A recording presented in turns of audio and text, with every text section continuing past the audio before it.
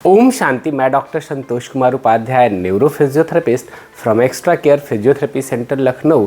दोस्तों, आज इस वीडियो में हम लोग डिटेल डिस्कस करेंगे कि वो 8 कौन सी चीज़ें हैं जिनके थ्रू हम लोग लोअर बैक पेन को से प्रिवेंट कर सकते हैं अपने आप को। दोस्तों, जब पेशेंट हमारे यहाँ आते हैं 1 वीक में ठीक हो गए, कुछ लोगों में कम प्रॉब्लम है, एक ही सेशन लिए और एक्सरसाइज बताई गई, या उनके साथ जो लोग आते हैं उनका बहुत कॉमन क्वेश्चन होता है कि डॉक्टर साहब कैसे हम लोग अपने आप को लोअर बैक पेन से प्रिवेंट कर पाए। तो दोस्तों, यदि मैं आपको बताऊं कि लोअर बैक पेन की यदि मैं बात करूं तो ये सेकेंड कॉमनेस्ट कॉज है जो लोगों को परेशान कर रहा है वर्ल्ड वाइड। फर्स्ट क्या है? कोल्ड एंड फ्लू है, और सेकेंड हमारा लोअर बैक पेन है। एक स्टडी है कि ऑलमोस्ट कभी ना कभी हर आदमी को लोअर बैक पेन या नेक पेन की एहसास होता है। तो दोस्तों, इस वीडियो में उन 8 टॉपिक पे बात करेंगे। सबसे पहली टॉपिक है हमारा कि पोस्चर का ध्यान दे। पोस्चर क्या है? यदि बोले ना कि कम एफर्ट पे ज़्यादा आउटकम आए, that is called good posture. ज़्यादा रिस्क पे कम आउटपुट आए, वो हमारा रॉन्ग पोस्चर है। तो दोस्तों, यदि मैं बात करूं बैठने का, तो बैठते वक्त हमेशा ध्यान रखें, जैसे आप देख रहे हैं कि बैक आपका बैक रेस्ट पे हो, आपका नी सपोर्टेड हो। जब आप खड़े हैं दोनों पैरों पे बराबर वेट आए, एक पैर पे ज़्यादा नहीं देना है जिससे कि स्पाइन की टिल्टिंग हो। जब आप बेड पे लेटने जाते हैं, हमेशा इस चीज़ का ध्यान रखें कि साइड से करवट लेके लेटे, जिससे कि एल्बो का सपोर्ट भी मिल जाता है और हमारा सीओजी जो है वो साइड से जाता है। यदि आप सीधा लेटते हैं तो स्पाइन पे ज़्यादा लोड आता है। दोस्तों, जो हमारा सेंटर है वो हमारा लोअर बैक है। यदि हम आगे झुक के कोई सामान उठाते हैं तो लोड हमारे सेंटर पे ही जाता है, और दूरी जितनी बढ़ेगी फल्क्रम पे लोड उतना ज़्यादा होगा। एक पोजीशन में ज़्यादा देर तक ना बैठें। 40 मिनट बाद अपना पोस्चर बदल लें। यदि बैठे हैं तो थोड़ा खड़ा होकर काम कर लें या थोड़ा सा टहल लें। फिर खड़े हैं यदि तो थोड़ी देर बैठ जाएं और अपना पोस्चर बदलें। जब भी बेड पे लेटने जाएं, कोशिश करें कि डायरेक्टली आप ना लेटें, हमेशा साइड लेइंग से लेटें, यानी कि करवट लेके लेटेंगे तो ये एल्बो का सपोर्ट मिल जाएगा और आराम से आप लेटेंगे, और जो आपका जो स्ट्रेस है ना वो साइड से आएगा, न कि स्पाइन पे आएगा। जब भी आप बेड से उठते हैं तो हमेशा करवट लेके ही उठें। सीधा उठने में स्पाइन पे बहुत ज़्यादा लोड आता है और इंजरी के चांसेस होती है। तो फ्रिक्वेंटली अपने पोस्चर को सिटिंग में और स्टैंडिंग में जरूर बदलें। सेकेंड है हमारा रेगुलर एक्सरसाइज, कि कुछ ना कुछ एक्सरसाइज करनी है। जैसे कि इसमें 2 पार्ट होते हैं, एक तो अपने कोर को मजबूत करना, अपने ग्लूट्स को मजबूत करना। इसके साथ ही साथ मतलब स्ट्रेंथनिंग की ज़रूरत तो है ही, इसके साथ स्ट्रेचिंग की भी बहुत ज़रूरत है, क्योंकि काफ़ी लोग ऐसे हैं जिनमें हेमस्ट्रिंग मसल की टाइटनेस, पेरिफॉर्मिस मसल्स की टाइटनेस बहुत कॉमनली देखी गई है। तो हम लोग चाहते हैं कि अपने पेशेंट में स्ट्रेचिंग एक्सरसाइजेस, जैसे हिप फ्लेक्सर की स्ट्रेचिंग हो गई, हमारी हेमस्ट्रिंग की स्ट्रेचिंग हो गई, काफ की स्ट्रेचिंग हो गई, पेरिफॉर्मिस की स्ट्रेचिंग हो गई, इसी के साथ कोर मसल और अपने ग्लूट्स के मसल की स्ट्रेंथनिंग के लिए हमेशा थोड़ी एक्सरसाइज को ऐड ऑन करना है। साथ में एरोबिक एक्सरसाइज को ज़रूर फॉलो करें। कुछ नहीं करना है, नॉर्मल 20 से 25 मिनट की वॉकिंग करें, इससे ज़्यादा आराम मिलेगा। थर्ड हम बात करते हैं कि वेट को उठाना कैसे है। देखिए, ज़िंदगी में हमेशा कुछ ना कुछ तो काम करना ही है दोस्तों। जैसे कि आपको ऊपर सिलेंडर ले जाके किचन में लगाना है, या फिर आपको रेगुलर, यदि आप स्टूडेंट हैं, ऑफिस गोइंग हैं, तो आप अपना बैग कैरी करके जाएंगे। तो हमेशा इस चीज़ का ध्यान रखें कि यदि आप बैगेज परचेज करने जा रहे हैं तो बैलेंस बैगेज परचेज करें, चौड़ा बेस का लें, जिससे इजीली उसको होल्ड किया जा सके। जैसे कि एक छोटा सा एग्जांपल दूं कि यदि आप स्कूल बैग्स लेने जा रहे हैं या पिट्ठू बैग लेने जा रहे हैं तो ऐसा लें जिसमें इस स्ट्रिप से उसको बड़ा और छोटा किया जा सके।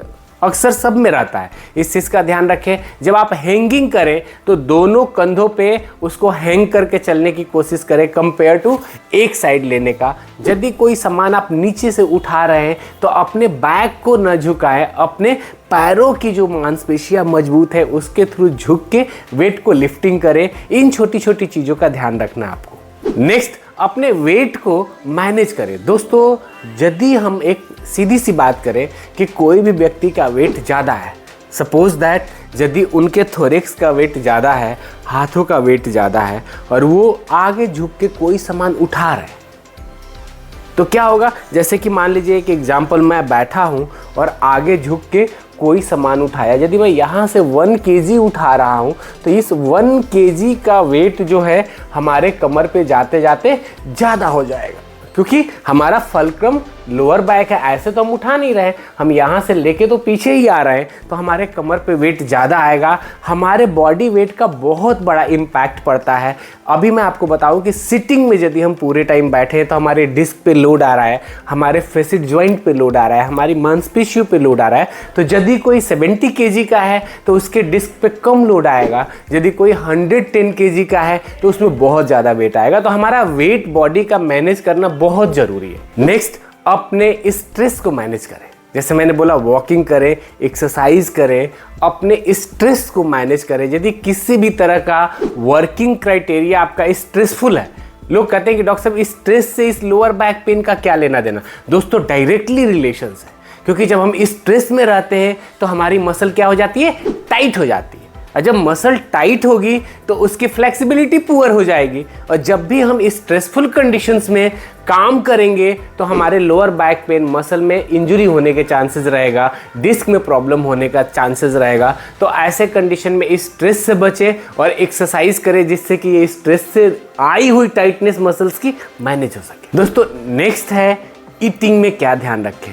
अक्सर लोग ये पूछते हैं कि डॉक्टर साहब खाने में किन चीज़ का ध्यान रखें कि लोअर बैक पेन ना हो। बहुत इंपॉर्टेंट है दोस्तों, 3 चीज़ का हमेशा ध्यान रखें, कैल्शियम, विटामिन D3 और विटामिन B12।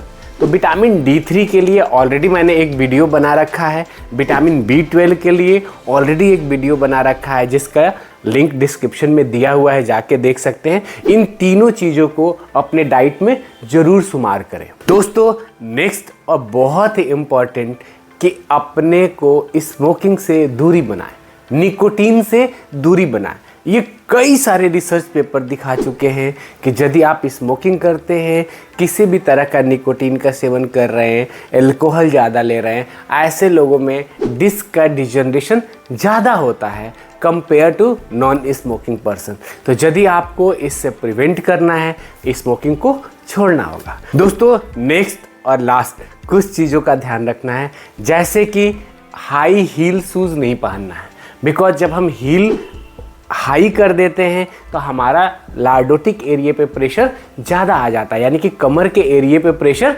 ज़्यादा आ जाता है। तो हाई हील नहीं पहनना है। सेकेंड क्या ध्यान रखना है, बहुत ज़्यादा टाइट जीन्स नहीं पहनना है, बिकॉज जब ज़्यादा जीन्स टाइट होता है या कपड़े बहुत टाइट होते हैं तो जब हम आगे झुकते हैं तो प्रिवेंट करते हैं कि कपड़े ख़राब ना हो जाए। इस चक्कर में हम अपने पोस्चर को कंप्रोमाइज़ करते हैं। तो बहुत ज़्यादा टाइट क्लॉथ नहीं यूज करना है। इसके अलावा जो वॉलेट है उसको बहुत हैवी नहीं करना है और उसको पॉकेट में नहीं रखना है, पीछे वाले पॉकेट में, क्योंकि यदि पीछे वाले पॉकेट में रखेंगे तो हमारे बटक को वो प्रेस करेगा। जब वो प्रेस करेगा, ऐसे कंडीशंस में हमारा पैल्विक एसिमेट्रिकल हो जाएगी एक साइड को। तो पहली बात कि वॉलेट को बहुत लाइट रखना है और उसको आगे के पॉकेट में रखना है। तो दोस्तों, आई होप ये वीडियो आपको पसंद आएगा। Thank you for watching this video. Bye bye.